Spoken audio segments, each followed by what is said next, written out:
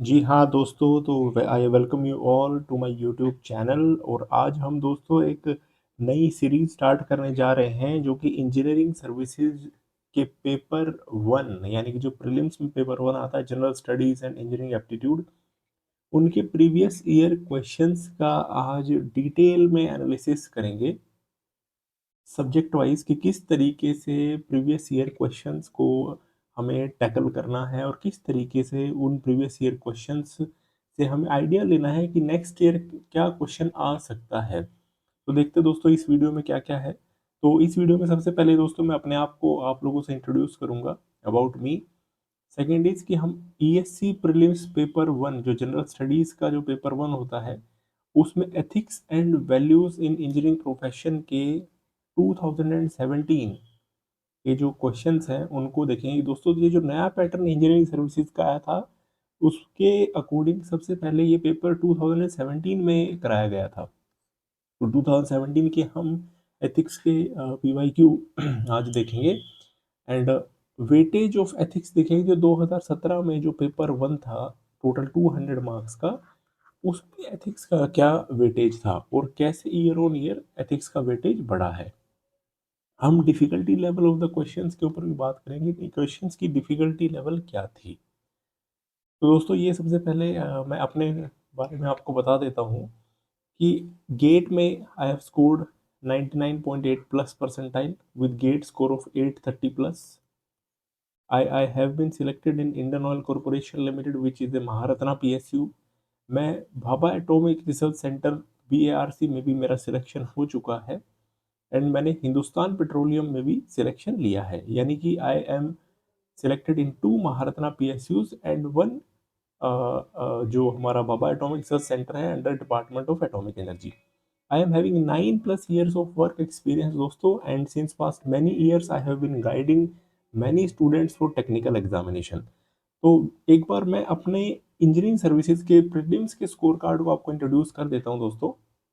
2018 में जब मैंने इंजीनियरिंग सर्विसेज अटेम्प्ट किया था, 2018 में जब मैंने इंजीनियरिंग सर्विसेज अटेम्प्ट किया था, तो मेरे जनरल स्टडीज इंजीनियरिंग एप्टीट्यूड में 108 मार्क्स थे दोस्तों। 108 मार्क्स जो कि एक अच्छा स्कोर माना जाता है। एनीथिंग अबव देन 90, बल्कि आजकल क्या हो गया कि पेपर भी थोड़ा सा जिस तरीके से मैं देख रहा हूँ कि it has become now tough even to score 75 to 80 marks in paper one. तो anything above 80 nowadays is considered a good score, but anything above 90 will be considered as a very good score। तो दोस्तों मेरे 108 marks थे इन 2018 engineering services prelims paper. सो इसीलिए मैं अपने आप को एक फिट कैंडिडेट समझता हूँ कि मैं आपको इस पेपर को लेके गाइड अच्छे से कर सकता हूँ। इसके अलावा दोस्तों मैं एक टेलीग्राम चैनल भी रन करता हूँ जिसका नाम है डिसिप्लिन लर्नर्स। उसका लिंक डिस्क्रिप्शन बॉक्स में दिया गया है, आप उसको भी फॉलो कर सकते हैं, जहाँ पे मैं अपडेट देता हूँ वेरियस टेक्निकल एग्जामिनेशन और इंटरव्यू और ग्रुप टास्क की मैं प्रिपरेशन कराता हूँ।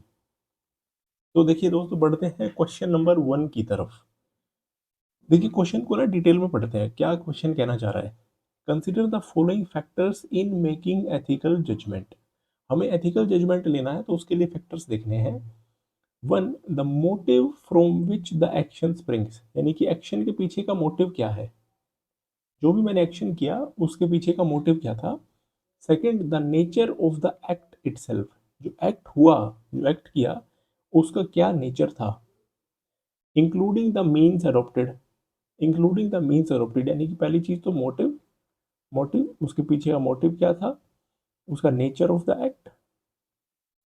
अगला देख लिया मीन्स, क्या अडोप्ट किए मैंने उस एक्ट के लिए। और लास्ट इज रिजल्टिंग कॉन्सिक्वेंसेज, यानी कि कॉन्सिक्वेंसेज। ठीक है, तो हमारी इस तरीके से मूवमेंट हुई है। Which of the above factors are correct. अब देखो एथिकल जजमेंट, एक टोटली एथिकल जजमेंट अगर बनाना है हमें, तो उसके पीछे का मोटिव भी हमारा अच्छा होना चाहिए। जो नेचर ऑफ द एक्ट है वो भी एक अच्छा होना चाहिए। कि आपने एक कोट सुनी होगी, justice should also be seen to be delivered, यानी कि उसका जो नेचर है वो भी एथिकल होना चाहिए, मीन्स भी एथिकल होना चाहिए, कंसिक्वेंसेज भी कोशिश करनी चाहिए कि पॉजिटिव रिजल्ट्स में आए। तो मेरे हिसाब से दोस्तों इसका आंसर सी होना चाहिए, ऑल 1 2 3 आर करेक्ट। अगले क्वेश्चन पे चलते हैं दोस्तों।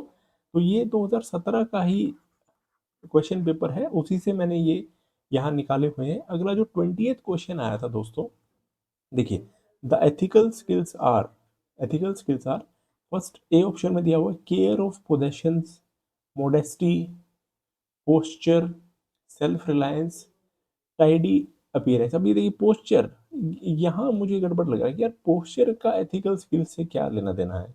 ठीक है, अगला देखते हैं, good behaviour, good manners, good relationship, good environment, attention, calmness, concentration, self confidence, self esteem. अब ये ना एक पर्टिकुलर की पर्सनल स्किल्स के बारे में, पर्सनल इंटरपर्सनल स्किल के बारे में ज़्यादा बात कर दी गई। अगला देखते हैं, code of conduct, responsibility, efficiency, perseverance, punctuality. तो ये करेक्ट ऑप्शन लग रहा है लग रहा है दोस्तों, क्योंकि इसमें वो सारे वर्ड्स हैं जो कि एथिकल स्किल्स में काउंट होते हैं। और एथिकल स्किल्स देखो क्या क्या होते हैं, अकाउंटेबिलिटी,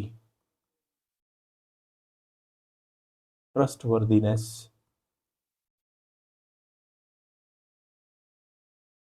ये भी एथिकल स्किल्स के अंदर आते हैं। ठीक है दोस्तों, तो इसका ऑप्शन हम डी मार्क करेंगे। नेक्स्ट देखते हैं दोस्तों, देखिए क्वेश्चन को पढ़िएगा, what question is saying, which of the following types of power have to be pre-justified? So pre-justified is the key word, and when the need and occasion arise must very soon be post-justified। यानी कि pre-justified भी हो और जब जरूरत पड़ी तो post justified भी हो। ठीक है, एक बार ऑप्शंस को देख रहे हैं, तो ऑप्शंस मैंने कि चारों ऑप्शन में तीन तीन है, यानी कि कोई दो तो हटेंगे। चलो भाई, अब प्री जस्टिफाइड देख रहे हैं। देखो, किसी को रिवॉर्ड अगर देना है, if we have to give reward to somebody, तो उसमें ऑब्वियसली वो प्री जस्टिफाइड होना चाहिए कि हम किसी को रिवॉर्ड क्यों दे रहे हैं। तो पहला तो ऑप्शन करेक्ट आएगा, तो यानी कि सी एंड डी हट गए।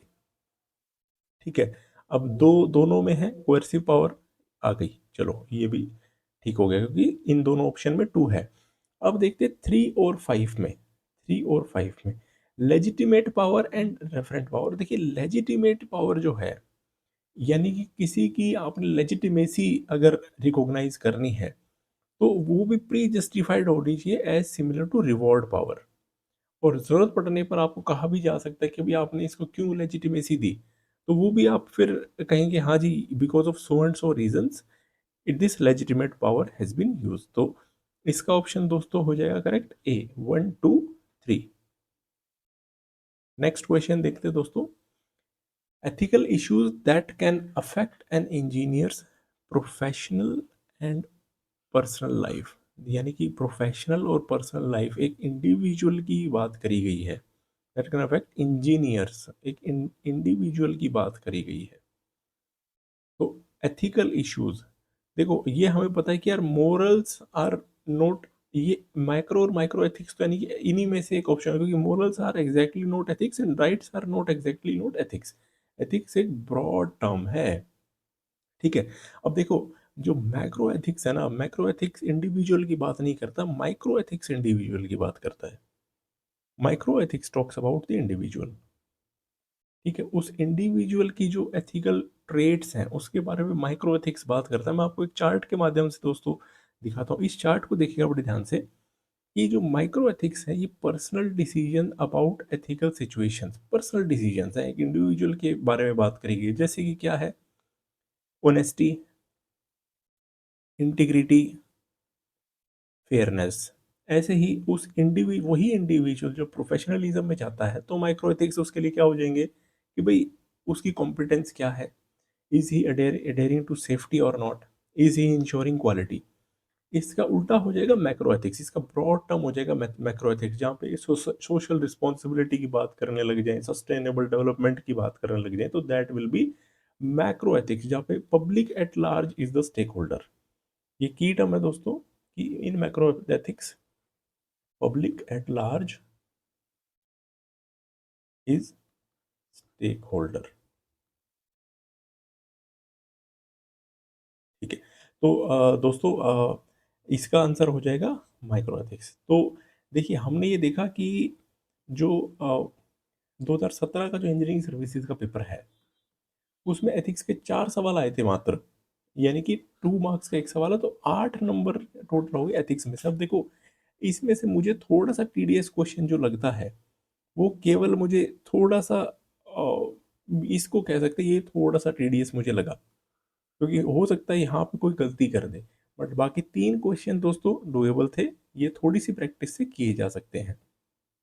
इसके अलावा दोस्तों, आगे आने वाले सालों के पीवाईक्यूज में हम देखें कैसे एथिक्स की वेटेज बढ़ी है, कैसे एथिक्स एक स्कोरिंग एरिया डेवलप हुआ है। ठीक है दोस्तों, तो इसी के साथ मैं अलविदा लेता हूँ।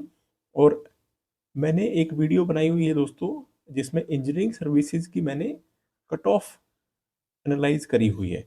वो आपको राइट हैंड साइड टॉप में दिख रहा होगा उसका लिंक, उस वीडियो का। प्लीज़ उस वीडियो के लिंक पर क्लिक करके आप देखिए कि इंजीनियरिंग सर्विसेज की पिछले 5 साल की कट ऑफ ब्रांच वाइज, चाहे इलेक्ट्रिकल हो, चाहे सिविल हो, मैकेनिकल हो, चाहे इलेक्ट्रॉनिक्स हो, प्रीलिम्स की कट ऑफ कैसे चेंज हुई है।